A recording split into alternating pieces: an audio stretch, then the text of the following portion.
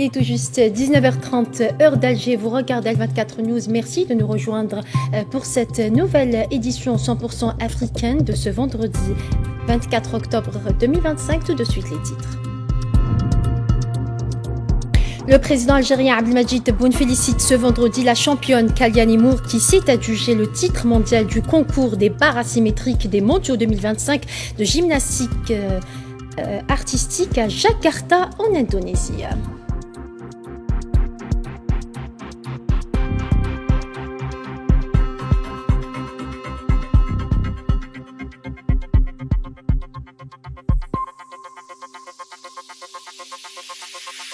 Sahara occidental, le Front Polisario affirme qu'il ne participera à aucun processus politique proposé par les États-Unis. Les détails dans ce journal. Au Maroc, le mouvement de la génération Z 212 décide de reprendre les manifestations. On fait le point dans ce journal.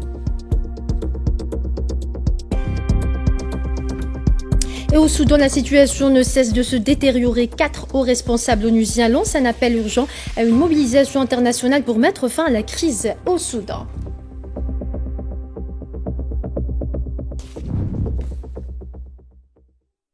Et on entame ce journal avec le dossier du Sahara occidental. Le Front Polisario annonce qu'il ne participera à aucun processus politique issu du projet de résolution proposé par les États-Unis concernant le conflit sahraoui dans sa forme actuelle.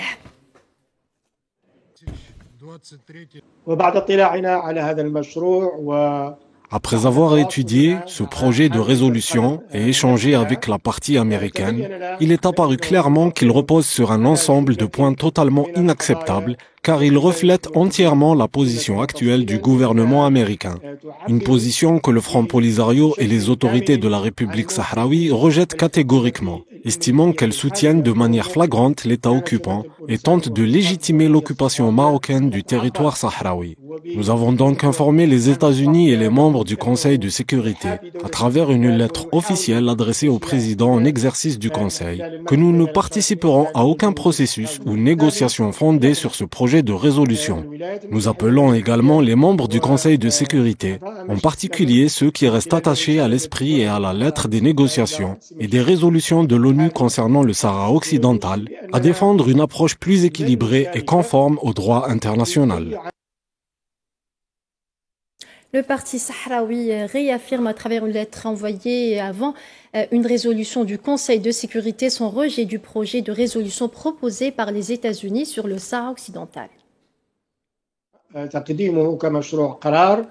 En tant que projet de résolution, et comme vous le savez, la lettre est parvenue à la veille de la réunion des consultations à huis clos au niveau des experts ici à New York, prévue à 13h, heure locale. Cette lettre réaffirme la position sahraoui qui, comme mentionné, a été communiquée directement aux États-Unis et à plusieurs membres permanents et non permanents du Conseil de sécurité, afin de souligner qu'il reste encore du temps pour traiter ces questions. Il est inacceptable qu'un pays agisse à l'encontre de sa propre position nationale et tente d'imposer celle-ci comme position du Conseil de sécurité. Le Conseil de sécurité ne se limite pas aux États-Unis, il comprend tous ses membres. Notre message était clair, alerter sur les conséquences de telles approches, non seulement au niveau du Conseil, mais aussi à l'échelle régionale et dans le traitement global de cette question. Le Front Polisario rejette fermement la position américaine sur le Sahara occidental, estimant qu'aucun État n'a le droit d'accorder la souveraineté du peuple sahraoui. La position de l'administration américaine actuelle sur la question du Sahara occidental est bien connue de tous, et nous l'avons confirmée à plusieurs reprises, notamment depuis le 8 avril dernier, à la suite de la rencontre entre le secrétaire d'État américain et son homologue marocain. Tout ce qui figure dans le communiqué conjoint de cette rencontre reflète clairement une position américaine que nous rejetons totalement. Les États-Unis, comme tout autre pays, n'ont ni compétence ni droit de céder la souveraineté du peuple sahraoui sur sa terre à quelque parti que ce soit, en particulier à l'État occupant marocain. Nous rejetons cette approche car elle contredit l'esprit et la lettre de la Charte des Nations Unies, qui consacre le principe de non-recours à la force pour s'approprier des territoires, en particulier dans les affaires traitées par les organes compétents de l'ONU, à leur tête l'Assemblée générale. Ainsi, le Conseil de sécurité ne saurait, sous l'influence de quelque parti que ce soit, adopter des décisions indépendamment du système onusien. Le parti espagnol, la coalition canarienne, a révélé le transfert de tonnes de sable du Sahara occidental vers l'île de Fuerteventura, dans les Canaries, sans le consentement du peuple sahraoui, exigeant l'ouverture en urgence d'une enquête par les autorités espagnoles. Toute importation de produits provenant du Sahara occidental doit se faire avec le consentement du Front Polisario reconnu par l'ONU et l'Union européenne comme étant le représentant légitime du peuple sahraoui, affirme le parti.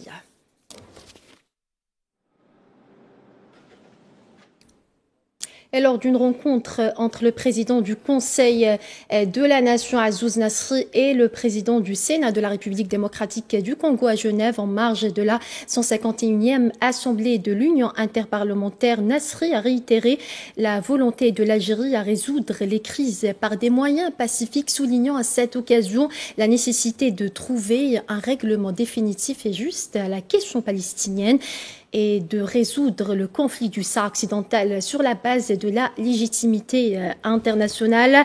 Azzouz Nasri a également souligné la volonté de l'Algérie à fournir l'aide humanitaire nécessaire à la République démocratique du Congo suite à l'accord de cessez-le-feu conclu avec le Rwanda, soulignant la nécessité de renforcer la coopération politique entre les deux parties dans les forums internationaux et de promouvoir les échanges économiques bilatéraux.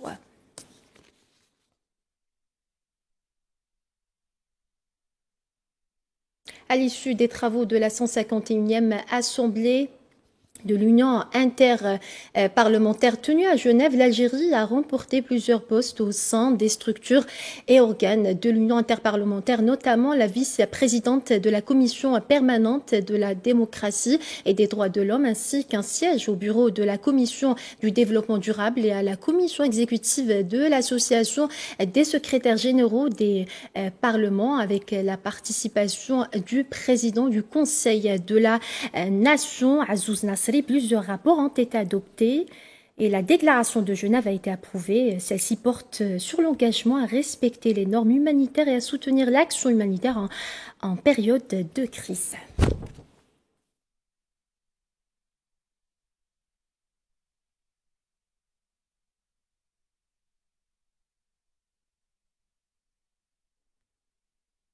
Coopération militaire, le général d'armée Saïd Chingriha, ministre délégué auprès du ministre de la Défense nationale, chef d'état-major de l'armée nationale populaire, a été reçu hier au 5e et dernier jour de sa visite en République de Corée par le ministre de la Défense de la République de Corée. Lors de cette rencontre, le général d'armée a prononcé une allocution à travers laquelle il a tenu à transmettre à son hôte les salutations du président algérien, en formulant le souhait que cette visite constitue une nouvelle pierre à l'édifice du renforcement des relations de coopération au service des intérêts des deux pays.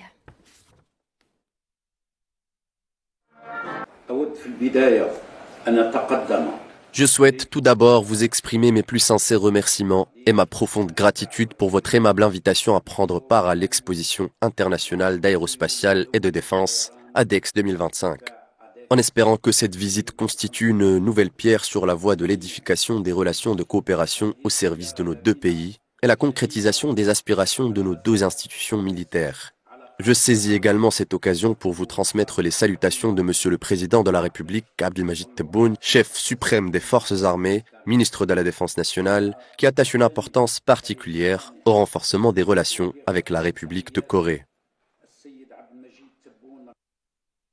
En Algérie, le Premier ministre algérien Sefi Reyeb a présidé jeudi au palais du gouvernement une réunion de travail avec les opérateurs économiques ayant signé des contrats lors de la 4e édition de la foire commerciale intra-africaine tenue en Algérie du 4 au 10 septembre dernier. Cette rencontre, qui vient en application des instructions du président algérien Abdelmajid Tebboune, a été consacrée à la mise en place des mécanismes opérationnels pour le suivi de l'exécution de ces contrats. mois, les participants à cette rencontre ont échangé les vues sur les perspectives prometteuses offertes par le marché africain et les moyens de renforcer les capacités d'exportation de l'Algérie vers les différents pays du continent dans le cadre d'une dynamique croissante d'intégration économique régionale. À cette occasion, le Premier ministre algérien a réaffirmé le soutien constant que le président de la République, Abdelmadjid Tebboune, apporte aux opérateurs économiques nationaux, soulignant l'importance majeure de leur rôle dans la réalisation des objectifs de développement global et la diversification de l'économie nationale.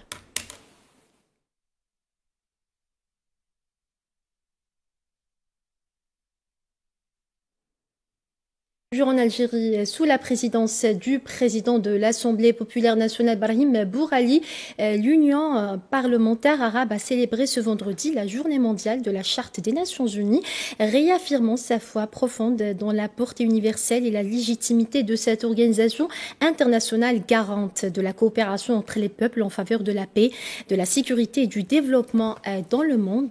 À cette occasion, l'Union a souligné la nécessité pour l'Organisation des Nations Unies d'assumer pleinement son rôle central dans la préservation de la paix, de la sécurité internationale, la promotion du développement durable et le renforcement de la solidarité internationale.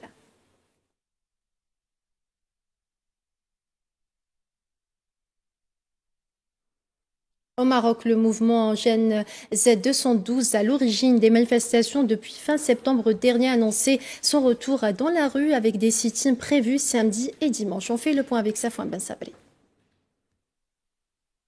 Au Maroc, le spectre d'un retour des manifestants dans la rue plane sur le gouvernement.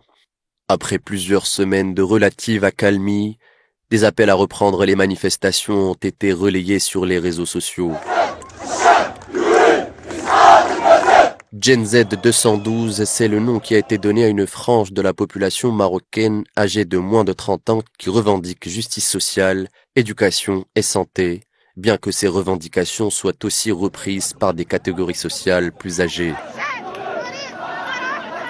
Un élément vient alimenter la colère des manifestants, l'activation de l'appareil judiciaire pour casser le mouvement, à travers plusieurs condamnations, allant jusqu'à 15 ans de prison.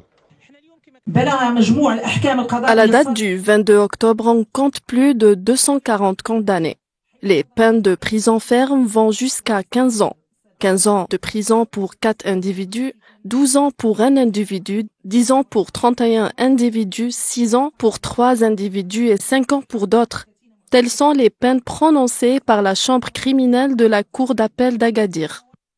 La présidente de l'Association marocaine des droits de l'homme est montée au créneau pour dénoncer des incarcérations arbitraires et la lourdeur des peines. Malgré le coup porté au mouvement par la justice, sa détermination persiste. Dans un communiqué publié sur les comptes officiels Discord du mouvement, Gen Z 212 invite toute la jeunesse marocaine ainsi que l'ensemble des citoyennes et citoyens à se rassembler massivement. Les organisateurs ont insisté sur le caractère non violent des rassemblements. Les manifestations se veulent pacifiques et civilisées. Les appels à manifester ont traversé les frontières du Maroc. La jeunesse marocaine faisant partie de la diaspora en Belgique et en France en particulier s'est faite l'écho des revendications de leurs compatriotes au Maroc.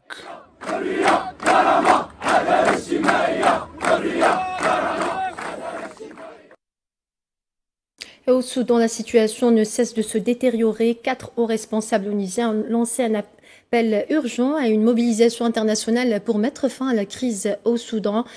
Dans une déclaration conjointe publiée à l'issue d'une visite dans le pays, ils ont relayé la détresse du peuple soudanais, soulignant que le pays traverse l'une des plus graves urgences humanitaires au monde.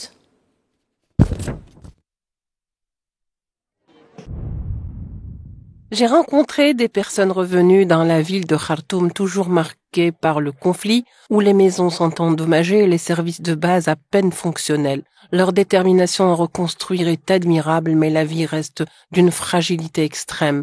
Partout au Soudan, le choléra, la dengue et le paludisme se propagent, rendant l'investissement dans l'action à l'eau potable, les soins de santé et les autres services essentiels plus urgents que jamais afin de permettre aux populations de repartir à zéro.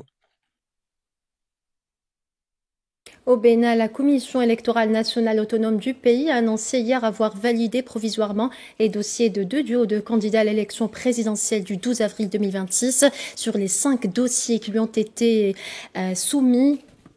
Par contre, les dossiers des 3 autres duos ont été rejetés au motif que ces candidats n'ont pas produit toutes les pièces essentielles à la validation de leur candidature.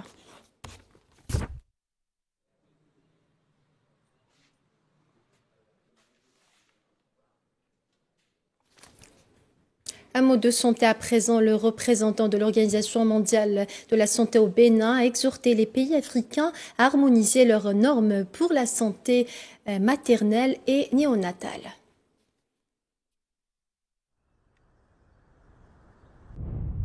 Nous appelons les États africains à renforcer la santé maternelle et néonatale à travers des normes standards et des lignes directrices harmonisées en vue d'atteindre l'objectif de développement durable numéro 3 des Nations Unies, relatif à la santé et au bien-être pour tous.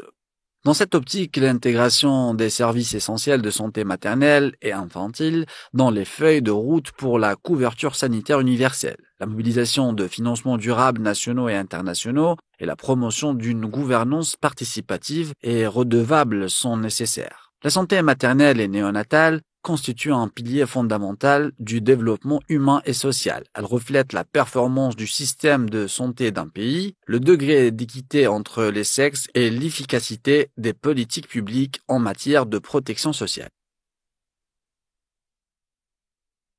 Et en République démocratique du Congo, plus de 21 millions de personnes ont besoin d'aide humanitaire, soit près d'un cinquième de la population, alerté l'ONG Oxfam.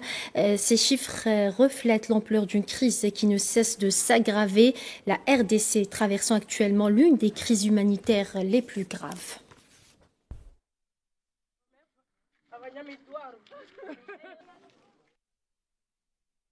En Éthiopie, au moins 9 personnes ont été tuées, plusieurs autres blessées quand un autocar est entré en collision avec un camion dans le centre du pays. Selon les autorités locales, l'autocar transportait 28 personnes, la plupart étant des membres du personnel médical de différents centres de soins de la région et qui se rendaient à l'université Aramaya pour un programme de formation professionnelle, toujours selon la même source.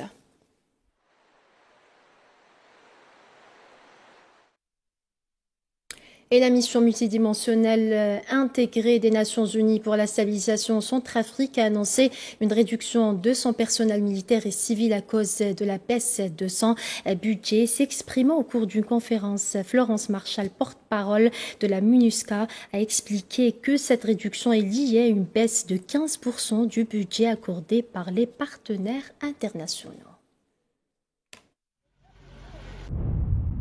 Cette réduction est liée à une baisse de 15% du budget accordé par des partenaires internationaux. C'est une situation financière difficile qui oblige la mission onusienne à revoir ses effectifs en raison du non-paiement et du paiement tardif par certains États membres de leur contribution obligatoire au budget du maintien de la paix. Le secrétaire général des Nations Unies a été contraint d'activer, début octobre, un plan de contingence qui s'applique à l'ensemble des missions de maintien de la paix. La mission onusienne allait devoir réduire ses effectifs, qu'il s'agisse de la force, de la police ou du personnel civil international, ainsi que le volume de ses opérations et programmes. Le président algérien Abdelmadjid Tebboune a félicité ce vendredi la championne Kayla Nemour qui s'est adjugée le titre mondial du concours des barres asymétriques des mondiaux 2025 de gymnastique artistique à Jakarta en Indonésie. Le président de la République a écrit sur son compte personnel sur les réseaux sociaux, je cite, « Félicitations à la fierté de l'Algérie, Kayla Nemour, notre brillante championne olympique, pour sa nouvelle victoire. Mes chaleureuses félicitations pour votre médaille d'or au championnat du monde dans la capitale indonésienne Jakarta. Vous avez honoré l'Algérie avec brio. Merci beaucoup, Kayla. »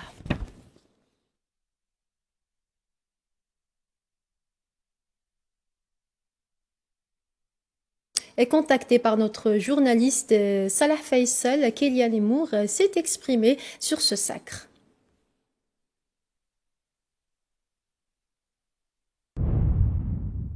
Je suis très très heureuse d'avoir gagné cette médaille aujourd'hui. Vraiment, c'était dans un petit coin de ma tête depuis les JO. Mais c'est vrai que là, Le fait de l'avoir gagné, je crois que je réalise toujours pas que je suis championne du monde.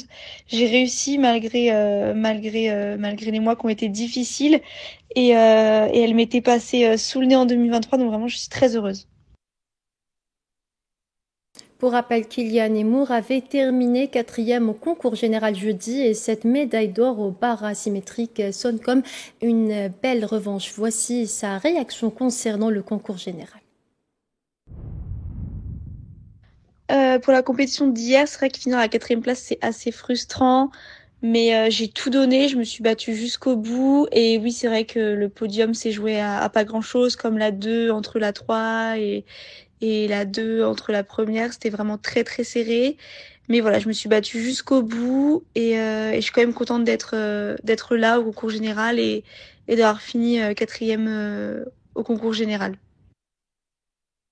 Kélia disputera la finale de la poutre avec la détermination de glaner une 2e médaille historique. Écoutons ses propos. Pour la finale poutre, j'ai vraiment hâte d'y être. Ce sera que du plaisir et voilà, je vais donner le meilleur de moi pour montrer la plus belle gym dont je me suis entraînée dur pendant des heures. Et football, à présent, l'équipe nationale féminine de football s'est imposée jeudi soir au stade olympique Miloud Hedfi-Doran face à son homologue camerounaise sur le score de 2-1 au match aller du 2e et dernier tour des éliminatoires de la Coupe d'Afrique des Nations. Cette victoire permet aux Algériennes d'aborder le match retour prévu mardi prochain à Douala avec un léger avantage dans la course à la qualification pour la CAN 2026.